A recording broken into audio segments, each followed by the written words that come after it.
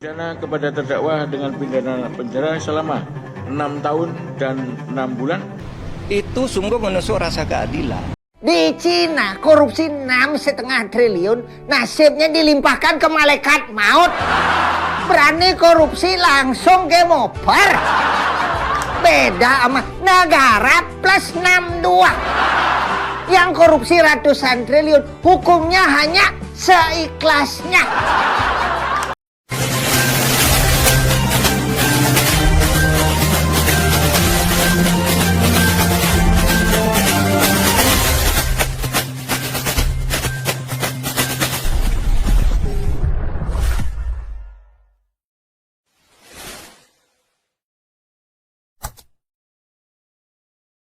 Pidana kepada terdakwa dengan pidana penjara selama 6 tahun dan 6 bulan.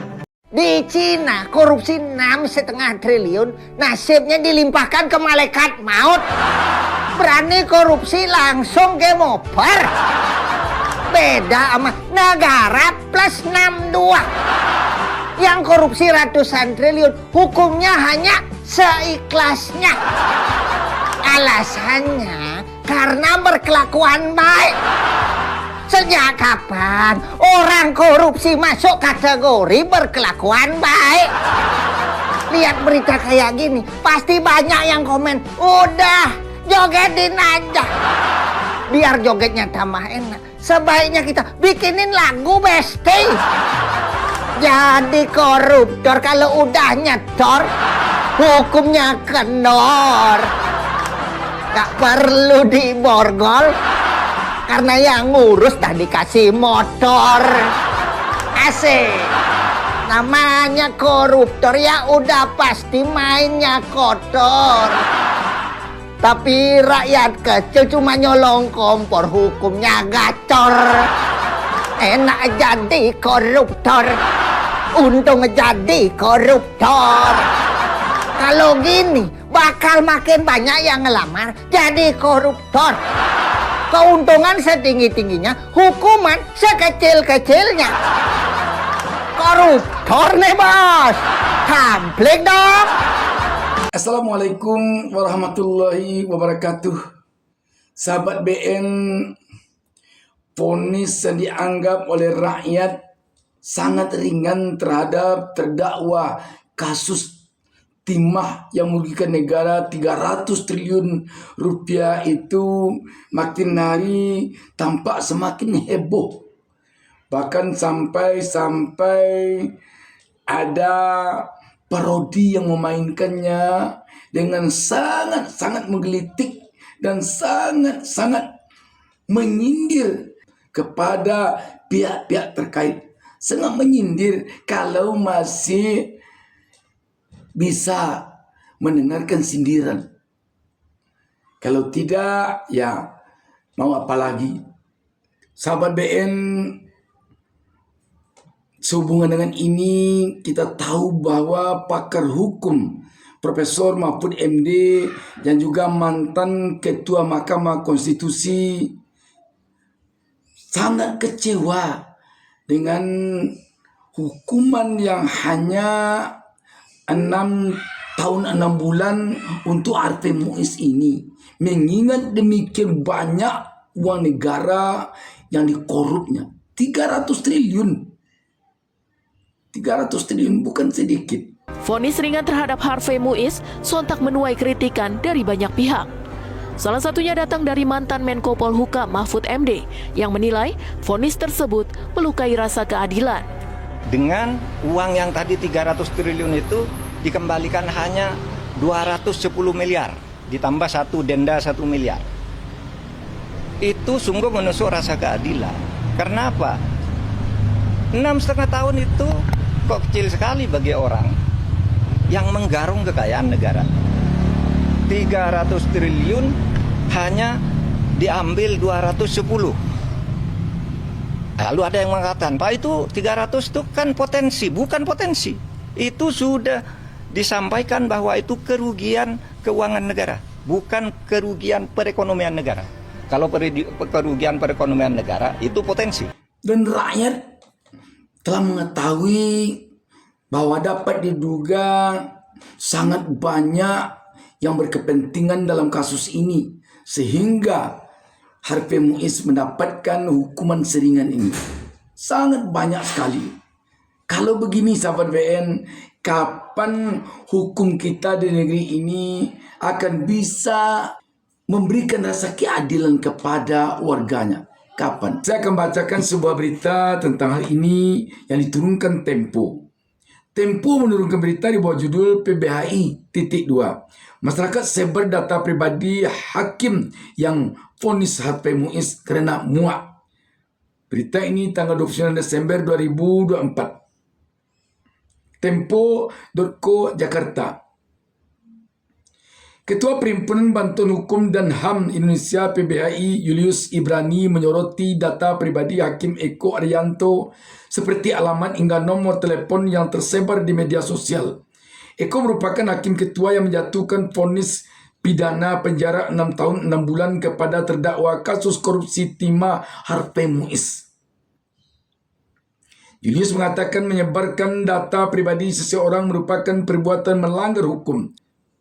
Tindakan ini yang disebut sebagai doxing dalam Undang-Undang Nomor 1 Tahun 2004 tentang Informasi dan Transaksi Elektronik atau Undang-Undang ITE.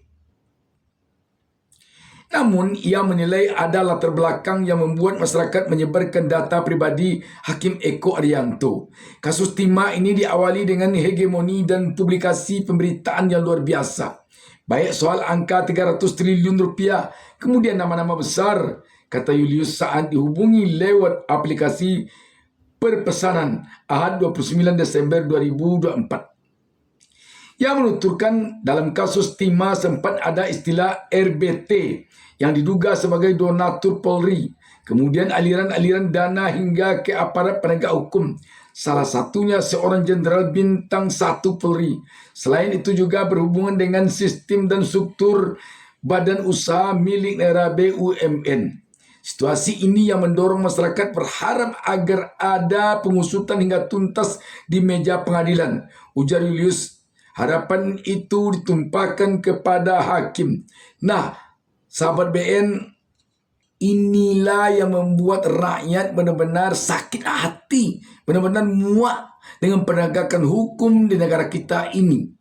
Adanya pejabat-pejabat, adanya aparat yang tega merugikan negara bersama-sama dengan para pengusaha, para pebisnis, dan dengan berbagai cara lainnya untuk menghabisi keuangan negara, untuk memiskinkan negara ini. Ini yang menyakitkan bagi rakyat.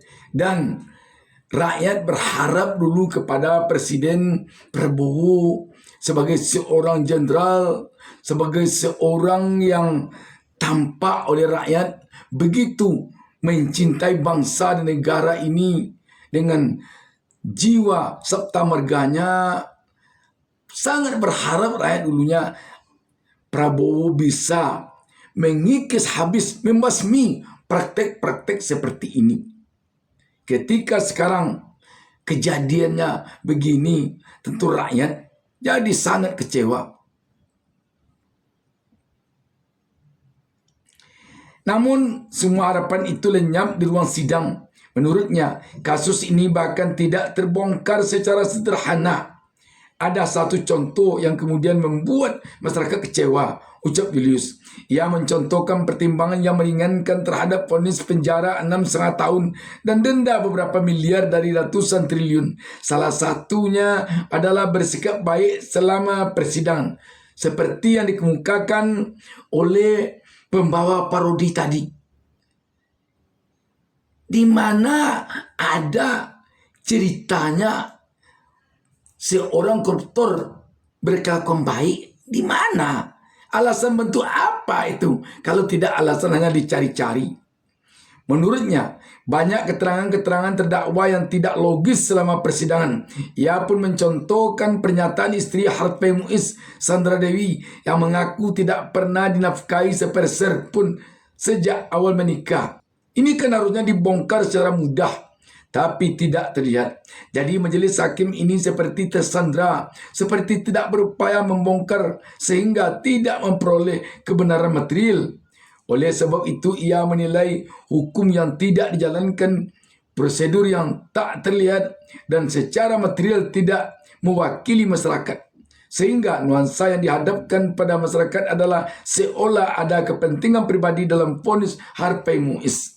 Ini latar belakang yang membuat masyarakat muak, marah dan kemudian memeriksa latar belakang personal Hakim Eko Arianto, ucapnya. Sebelumnya, Hakim Ketua Eko Arianto membacakan vonis Harvey Muiz dalam kasus korupsi timah. Suami aktris Sandra Dewi itu divonis pidana penjara 6 tahun 6 bulan. Ini lebih kecil dibandingkan tuntutan jaksa penuntut umum yang sebesar 12 tahun. Harvey juga dijatuhi pidana denda 1 miliar rupiah subsidi kurungan 6 bulan. Selain itu, ia juga diminta membayar pidana tambahan berupa uang pengganti sebesar 210 miliar. Vonis itulah yang membuat sosok Eko ramai diperbincangkan di media sosial, salah satunya di X, dulu Twitter. Bahkan data pribadinya juga disebar. Salah satu warganet yang menyebarkan data pribadi Eko Arianto adalah akun @Elliot. Dalam salah satu unggahannya, ia mengungkapkan data berupa nama, jenis kelamin, nomor KTP, tanggal lahir, nomor telepon, dan alamat. Postingan tersebut disukai 15.000 netizen. Sahabat BN, kalau kita perhatikan kasus Harvey Muiz ini, tidak bisa hanya menyalahkan hakim saja. Kita juga perlu melihat kenapa jaksa menuntut seringan ini hanya 12 tahun dibandingkan dengan kasus Budi Said yang hanya korupsinya ratusan miliar, tuntutannya mencapai 16 tahun. Sekarang yang 300 triliun tuntutannya hanya 12 tahun.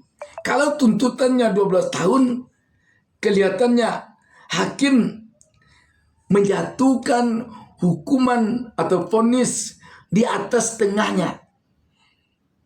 Dan ini tentu saja membuat jaksa tidak perlu banding.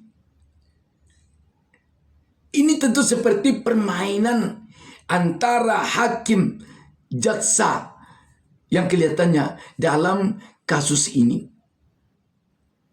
Kalau saja tidak heboh, belum tahu jaksa akan banding. Belum tahu. Sebab kalau lebih dari setengah tuntutan jaksa, tentu jaksa tidak perlu, tidak wajib banding. Ini tentu telah terbaca oleh publik bahwa ada permainan di sini. Jadi sahabat BN, harusnya tidak hakim saja yang disorot dalam kasus ini, tetapi juga jaksa harus disorot di sini. Sehingga siapapun penegak hukumnya, dimanapun bertugas penegak hukumnya, dia perlu menegakkan hukum secara adil. Tidak dengan cara melakukan berbagai trik permainan untuk melindungi orang-orang tertentu atau untuk mengambil keuntungan dari kasus ini. Sahabat BN, kita rakyat jangan putus asa untuk berjuang agar pada waktunya nanti di negeri ini rakyat dapat menikmati rasa keadilan. Demikian sahabat BN, wassalamualaikum warahmatullahi wabarakatuh.